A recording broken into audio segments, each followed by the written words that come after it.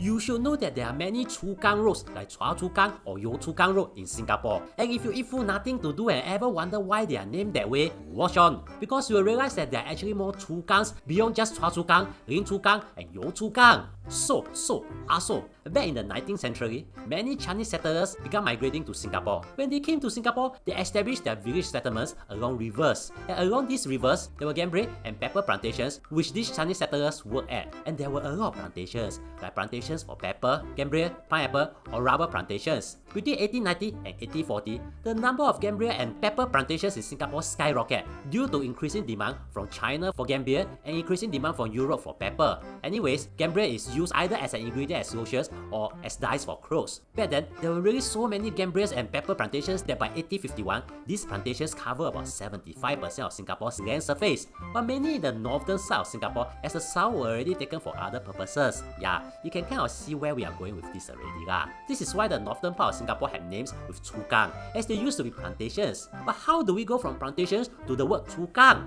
No, it's not that Chu Kang is called plantations in Mandarin. If you remember what we said just now, the Chinese settlers who arrived in Singapore in the early 19th century has established river settlements. A number of the gambier and pepper plantations were set up along the rivers as well. And just like the same way modern businesses have bosses, this plantation has bosses as well. These plantation bosses were called Kang Chu in Teochew, which loosely translates to riverbank owner or owner of the river. The word Kang refers to the riverbank, or Chu means owner. Then, depending on the surname of the Kang Chu, the area was named accordingly. As to why Kang Chu became Chu Kang, maybe in the past, people also always confused, then don't buy Chinese names.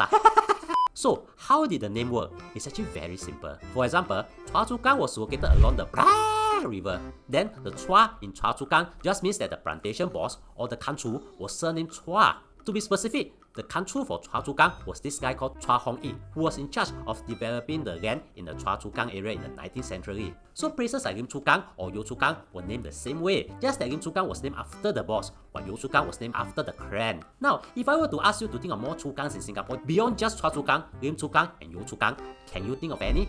Choa Chu. Yeah, you likely cannot think of anything, but there are actually more Chu Kangs in Singapore. Or there were more Chu Kangs in Singapore because they no longer exist. If you look at this map of Singapore from the 19th century, you realize that there's also a Chu Kang called Choa Kang. Yes, it's the same logic. The area most likely either had a Chu Kang with the surname Chang or was controlled by a Chang clan. Modern day issue sits on where the old Choa Kang is. So maybe in an alternate universe, if the name is not changed, we might have a Chu Kang with an MP called Chung Seng. There's also Yio Chu Kang along Sungai Kadok and others, but the names have been replaced. Now, I don't know about you, but before this video, I've always thought that Chu Kang is a name. Maybe most likely due to Choa Chu Kang.